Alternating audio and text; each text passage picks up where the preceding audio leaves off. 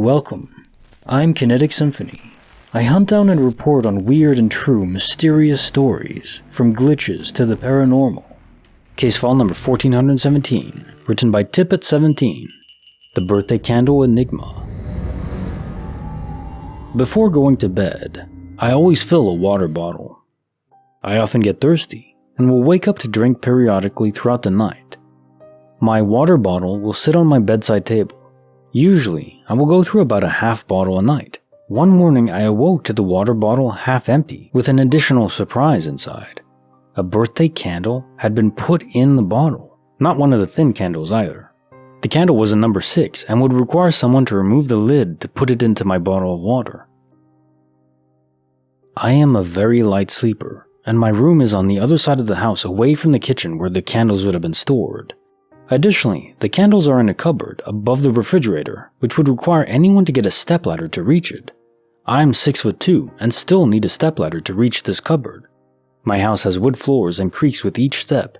There is no possible way I could have slept, walked, gotten a step stool, removed the candle from the cupboard, replaced the step stool, slept, walked back to my room, unscrewed the top of my water bottle, plunked the candle in, and screwed the top back on, all without anyone else in the house waking. To this day, I don't know how the candle got there. Question suivant 1417. The Birthday Candle Enigma. So I always have a can of Dr. Pepper by my recliner side before going to bed. Very important. Keep those caffeine molecules processing through the body throughout the night. I am hopped up, I suppose. But this does sound so random overall, doesn't it? Why a birthday candle of all possible things? I don't think it's a sleepwalking event, and you didn't mention it being your birthday, so I don't think it was related to a birthday event. If it was your birthday, I would say, yeah, it's more likely maybe someone in your home tried to prank you in that way. But this just seems so random.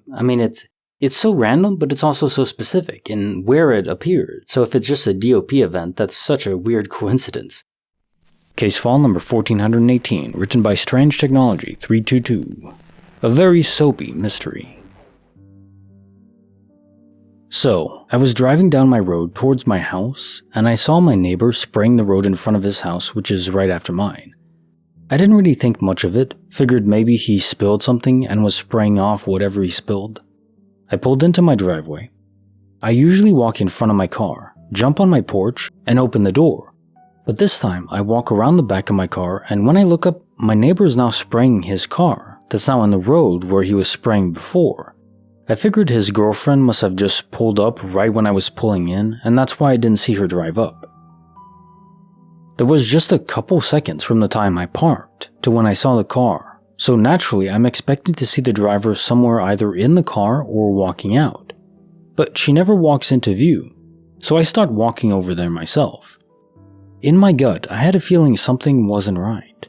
It was like I knew that car didn't just pull up and was there the whole time. But it wasn't there, or I would have seen it, right?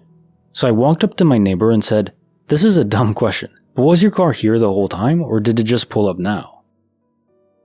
He looks at me a little funny and says, "No, it's been here for the past 30 minutes, I've been washing it." I tell him that when I pulled up, his car was not parked here. I said, "You were spraying the road, there was no car."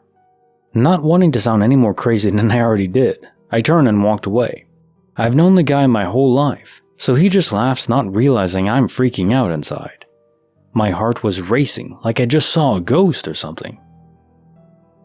I seem to experience this type of glitch pretty often, but it's always something small like my lighter or something on the counter that I could have overlooked.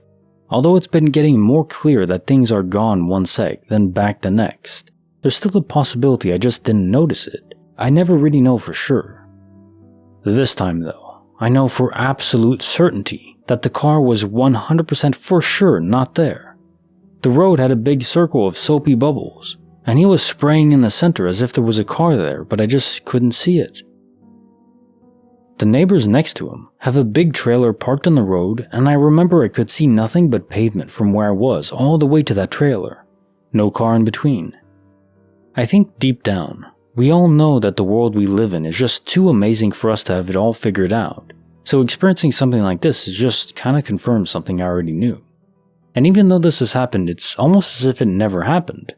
I still have 1,000,001 questions. Question 1418. A very soapy mystery. The key detail is you saw the water go through where the car was supposed to be.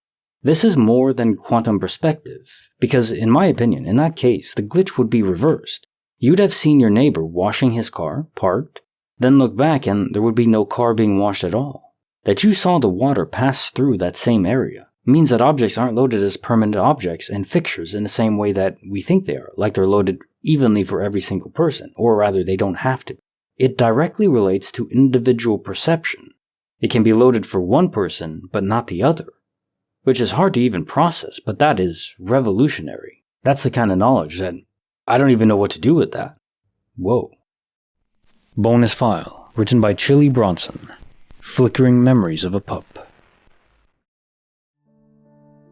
When I was a kid, my brother and I were staying the night over at a friend's house. We would hook up all the game consoles in the basement so their parents wouldn't hear our ruckus. It was a little creepy down there. Lights were always dim, and they had several old family portraits and photos on the walls. There were 2 pictures over a daybed in particular that always gave us kids the heebie-jeebies. It was a large portrait of the great-grandmother and another photo of the grandma in Auschwitz. So one night, a neighboring friend had brought her new puppy over. We were all playing an Unreal tournament when the puppy began weeping and growling and weeping and so on. The pup was staring at the portrait of the grandmother when all of a sudden the puppy flew off the bed a clean 5 feet. We all ran.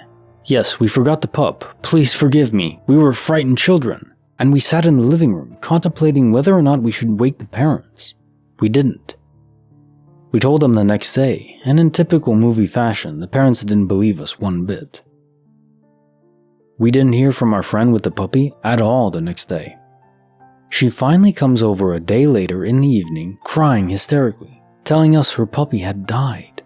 The vet said it appears the pup was crushed, and both the vet and parents wrote it off as a car hitting it, even though the pup was found in their fenced-off yard. Nearly 20 years later, and those memories still keep me up at night. A few other things happened at that house, but this was by far the scariest. Questions for the bonus file. Flickering Memories. Okay, I don't think there are many evil spirits around, but there are some. And tossing a pup around and then crushing it? Yeah, that's just pure evil. Burn that place and put salt on it just in case. There's no recovery from that. And now time for the quote of the day. Politics is the art of looking for trouble, finding it, whether it exists or not, diagnosing it incorrectly, and applying the wrong remedy. Ernest Benn. Part of the problem with politics is, whatever your employment in government, to justify your own existence, you need to do work. And if your work is, say, regulating something, well, you're always going to regulate something new, even though if it doesn't need it or not. Or if you're a politician, you always have to pass new laws. Where do we need more laws already? Maybe not. So it's the art of finding trouble because it's your job to, no matter if it exists or not, which is a very big problem in my view. Like the video, subscribe, hit the bell. Kinetic Symphony signing off.